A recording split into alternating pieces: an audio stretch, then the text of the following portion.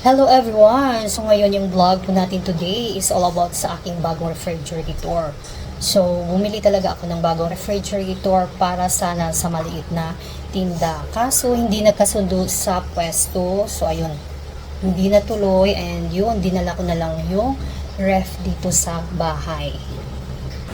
Ito na po yung nabili ko na bagong ref sana para sa maliit na tinda. So inverter po siya, Condora. Ayan. And then, ito naman sa ilalim, ayan siya. So, Condora inverter. Ayan, medyo malaki-laki na talaga siya. Pang negosyo talaga to. Inverter, pang negosyo na Condora. So, ayun, hindi na okay sa pwesto. So, ay, hindi natuloy yung ating plan na maliit na tinda. So, ayan, dinala ko na lang siya dito sa aming bahay. So, itong pwesto ng old ref ko, dito ko siya ilagay.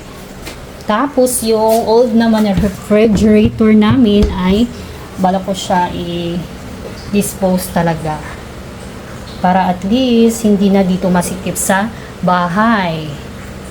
Since kararating lang ng bagong ref, so need talaga siya i-rest ng at least 3 hours. So, hindi natin siya i-on muna. So, mag-antay muna tayo ng 3 hours. And then, after 3 hours, pwede na siya i-on. Tapos, 1 hour naman na walang laman, naka-on yung ref.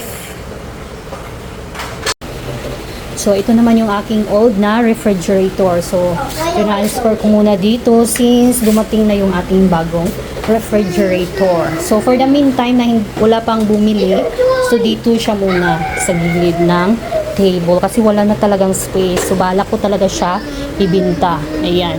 Ibinta natin tong maliit na 1 door. Condora din siya. Ayan. Thank you for watching, guys.